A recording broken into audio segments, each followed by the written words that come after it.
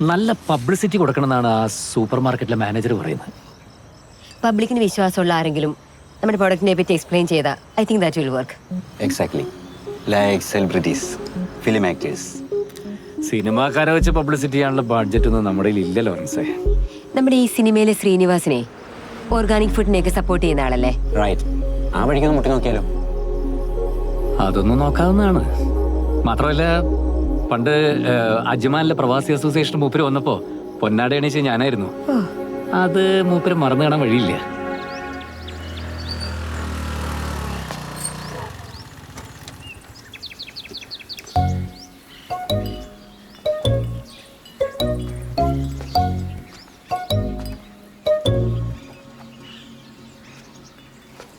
Good morning sir. Good morning.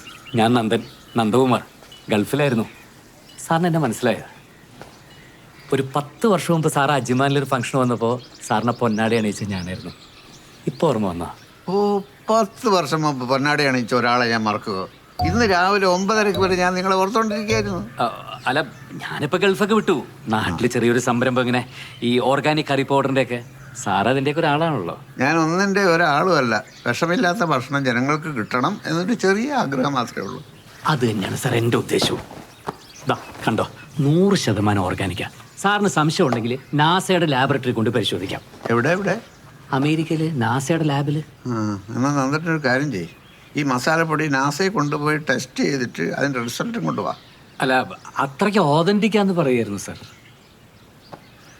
പ്രവാസി മസാലപ്പൊടിക്ക് പറ്റിയ പേര്. മിഥുനത്തിലെ ദാഷായണി ബിസ്ക്കറ്റിനൊക്കെ ബെറ്റർ അല്ലേ സാർ? സാറേ, ഞാൻ ഈ പ്രവാസി അസോസിയേഷനൊക്കെ ആയിട്ട് ബന്ധപ്പെട്ട് കുറച്ച് ആക്റ്റീവ് ആയിരുന്നുകൊണ്ട് പ്രവാസി നന്ദൻ എന്നൊരു ഇരട്ട പേര് കൂടി ഉണ്ട്. അല്ല, ഈ പേരിന്റെ പേരിൽ അതും കൂടി ഉണ്ടെന്ന് പറയായിരുന്നു. കൊള്ളാം. സാറേ, ഇതൊക്കെ ഇവിടെ ഇരിക്കട്ടെ. ചേച്ചിയോടൊന്ന് ഉപയോഗിച്ച് നോക്കാൻ പറഞ്ഞിട്ട് റിസൾട്ട് ഞാൻ അടുത്ത പ്രാവശ്യം വരുമ്പോൾ പറഞ്ഞാൽ മതി. അല്ല, ഇരിക്കട്ടെ.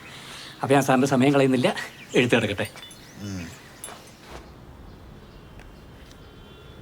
നീയാണോ ഈ ഫോട്ടോ എടുത്തേ? നീ പറഞ്ഞത് വെച്ച് നോക്കുമ്പോ ഈ ചിരിയിൽ എന്തോ ഉണ്ടെന്ന് വേണമെങ്കിൽ പറയാം. ഇല്ലേ എനിക്കും തോന്നിയത്. പക്ഷേ നിന്റെ ഉണ്ടാക്കി പറയുന്ന സ്വഭാവം വെച്ച് ഒന്നും കൂടി നോക്കുമ്പോ ഇതൊരു സാധാ ചിരിയാ. എടാ, ഈ പെൺപിള്ളേർക്ക് ക്യാൻഡിഡായി ഫോട്ടോസിന് പോസ് ചെയ്യാൻ ജന്മനാ ഒരു കഴിവുണ്ട്. അല്ല, ഞാൻ എൻ്റെ ചാരന്മാരെ വെച്ച് അവളുടെ ഗ്രൂപ്പിൽ ഒരു അന്വേഷണം നടത്തി. എന്നിട്ട് രോഹിത് നല്ല വിറ്റാണ് കേട്ടോ എന്നുവരെ പറഞ്ഞിട്ടുണ്ട്. അത്രേ പിന്നെ കാര്യം. എന്നിട്ടും അവൾ എന്നെ ഇൻസ്റ്റാഗ്രാമിൽ റിമൂവ് ചെയ്യണമെങ്കിൽ അതിനൊരുപാട് അർത്ഥങ്ങളുണ്ട്. ഒരൊറ്റ അർത്ഥമേ ഉള്ളൂ, കട്ട്. മതി, എനിക്കിതിലൊരു സിസ്റ്റർ സപ്പോർട്ട് ആവശ്യമില്ല. ഞങ്ങൾ ഒളിച്ചോടിക്കോളാം.